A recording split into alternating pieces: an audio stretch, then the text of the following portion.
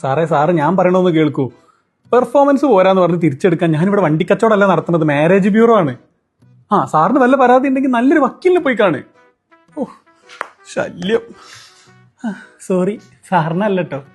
ഓ ഇതെന്താ UMB? അയ്യോ അങ്ങനല്ല, UMBI അങ്ങനെ വായിക്കണം. Umesh marriage bureau incorporation. ഓ അത് ശരി. ഞാനാണ് ഉമേഷ്. ഞാൻ സുബൈർ. സാർ എങ്ങനെയുള്ളൊരു പെൺകുട്ടിനെയാണ് നോക്കുന്നത്? ജസ്റ്റ് ഒരു ഡീറ്റെയിൽസ് തന്നാൽ.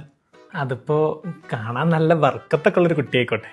ഒന്ന് പോ സാറേ, അതൊക്കെ എല്ലാ പെൺകുട്ടിയൊക്കെ ഉണ്ടാവില്ലേ? അതല്ല അല്ല സാർ ഇപ്പോൾ അറബിയിൽ പറഞ്ഞില്ലേ ഈമാനൊക്കെ ഉള്ള കുട്ടി. സാർ ആക്ച്വലി എനിക്ക് അറബി അത്ര അറിഞ്ഞൂടാ. സാറിന് ഇതൊന്ന് മലയാളത്തിൽ പറയാൻ പറ്റും? എന്താ ഞാൻ പറയാ, ഈ കാണാനൊരു ഒരു ചൈതന്യൊക്കെ എന്ന് പറയില്ലേ. ഓ ഒരു ഐശ്വര്യമുള്ള കുട്ടി. അതന്നെ, ഐശ്വര്യമുള്ള ഒരു കുട്ടി. ഓക്കെ ഞാൻ വെറുതെ ചുരുണ്ട മുടിയും പൂച്ചക്കണ്ണും കൂടി ഉണ്ടായിക്കോട്ടെ, ഏതെങ്കിലും ഒന്ന് പോരെ? മതി. അങ്ങനെയാണെങ്കിലേ സാറ് ഈ പറയുന്ന ഡോക്യുമെന്റ്സ് ഒക്കെ ആയിട്ട് വന്നിട്ട് നാളെ സാറിന്റെ പ്രൊഫൈൽ ഒന്ന് രജിസ്റ്റർ ചെയ്തോളൂ. ഡ്രഗ് ടെസ്റ്റ്, പോലീസ് ക്ലിയറൻസ് സർട്ടിഫിക്കറ്റോ? രക്തത്തിൽ സിന്തറ്റിക് ഡ്രഗുകളുടെ അംശം ഉണ്ടോ എന്ന് അറിയാനുള്ള ഒരു ടെസ്റ്റാ, അത് നിർബന്ധ. ഞാൻ ആ ടൈപ്പ് അല്ല. അപ്പൊ സാർ സേഫാ. Income tax returns certificate, CIBIL സ്കോറും ലാസ്റ്റ് 1 ഇയറിന്റെ ബാങ്ക് സ്റ്റേറ്റ്മെന്റോ? ഞാനെന്താ ലോൺ എടുക്കാൻ വന്നാണോ? ആക്ച്വലി ലോൺ എടുക്കാൻ ഇത്ര ബുദ്ധിമുട്ടില്ല സാർ. ഇപ്പോഴത്തെ പെൺകുട്ടികൾ കല്യാണത്തിന് സമ്മതം മൂളാനാണ് ബുദ്ധിമുട്ട്. Blood test, pressure, sugar, cholesterol, HDL, LDL, സ്പ്ലിറ്റപ്പോ? സ്പ്ലിറ്റപ്പ് സെപ്പറേറ്റ് വേണം. ഉപയോഗിക്കുന്ന വണ്ടിയുടെ RC ബുക്ക് അതെന്തിനാ?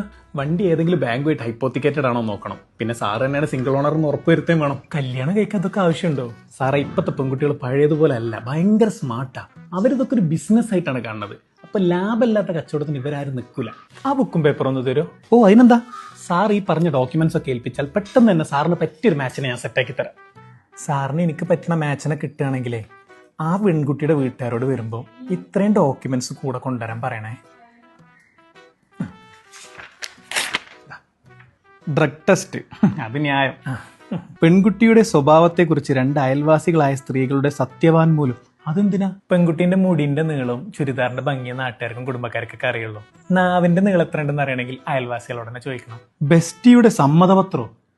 ഒരു ബെസ്റ്റി, അവന്റെ ആധാർ കാർഡും സമ്മതപത്രവും ഇവിടെ വേണം. മിനിമം ചായ എങ്കിലും ഉണ്ടാക്കാൻ അറിയണം. അത് റിസ്ക്കാ. ഓൺലൈനിൽ ഓർഡർ ചെയ്യാൻ അറിഞ്ഞാൽ പോരെ? പോരാ. ഗൈനക്കോളജിസ്റ്റിന്റെ NOCയോ? ഇതൊക്കെ ഞാൻ എങ്ങനെ ഒരു പെൺകുട്ടിനോട് ചോദിക്കുക? ഞങ്ങളുടെ സിബിൽ സ്കോറും ബാങ്ക് സ്റ്റേറ്റ്മെന്റും അവർക്ക് ചോദിക്കാൻ പറ്റുമെങ്കിൽ ഞങ്ങൾക്കിതും ചോദിക്കാം. ഉമേഷേട്ടൻ, ഒരു കച്ചവടമാകുമ്പോൾ ഇറക്കണ പൈസക്ക് കിട്ടണ മുതലുണ്ടോ നോക്കേണ്ടത് ഒരു ഉപഭോക്താവിന്റെ ഉത്തരവാദിത്തല്ലേ?